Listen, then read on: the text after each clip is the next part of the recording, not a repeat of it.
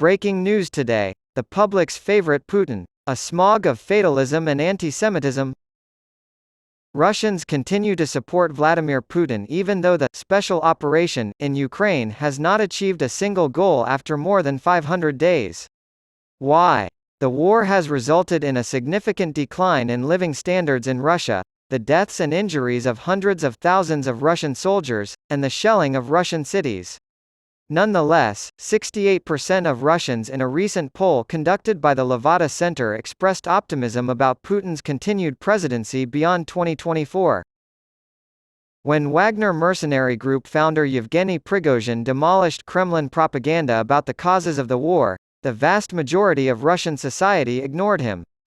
5 days after his mutiny, Prigozhin was officially forgiven and met with Putin in the Kremlin.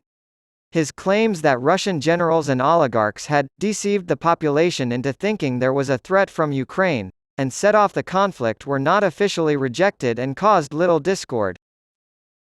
After the full-scale invasion of Ukraine began, most Russians sought any explanation, regardless of its veracity, that would help them feel at ease again. At the outset of the war, most people tried to make sense of why it was necessary to launch a special operation, picking and choosing among various justifications. Over time, sociologists have observed a growing belief that the war was spontaneous and unavoidable, as well as widespread denial that Russia initiated the special operation at all. Using this rationale, war is presented as some unpleasant and even catastrophic natural phenomenon, as Svetlana Yerpolyova, a researcher at the University of Bremen, put it. Although it can be devastating and cause loss of life, fighting it is futile. After all, we don't try to stop floods, hurricanes, or earthquakes. This means that we must learn to accept war as we would any other natural disaster. As a result, the underlying causes of the war become meaningless and recede into the background. Whether or not the war was justifiable is irrelevant if it is treated as a natural occurrence. That's why many Russians don't give a hoot about what Prigozhin said, even though it might have resonated in the early months of the war. Furthermore, this method results in an unrealistic, mythologized understanding of the war that is impossible to disprove. Certainty that an evil force was responsible for starting the war is a central tenet of such arguments. U.S. is trying to maintain its shaky status as world hegemon, or collective West, has wanted to destroy Russia for centuries, plays the role in the propagandists' version of events. Whether the Kremlin was provoked into making a forceful decision, or the evil itself unleashed the war by attacking Russia, it doesn't matter. The terrible enemy is to blame. The overarching concept is that the antagonist wishes to see the fall of the homeland. Meanwhile, rumors are circulating that the conflict was started by the Jewish mafia and the Jewish Masonic World Government, in an effort to expand living space at the expense of Ukraine and Russia.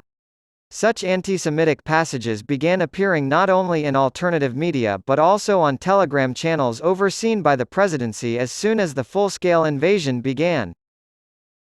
In their sermons, Orthodox priests often claim that globalists, a term often used by conspiracy theorists to refer to Jews and so-called Anglo-Saxons, devised a plan to depopulate the planet by the end of the 21st century, and that only Russia can prevent this.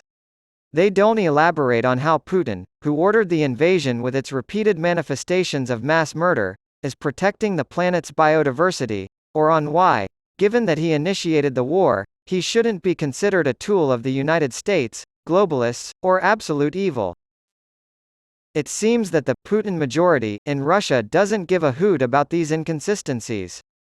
The president cannot cooperate with absolute evil because he opposes it. By treating war as inevitable, we've also detached ourselves from its intended purposes.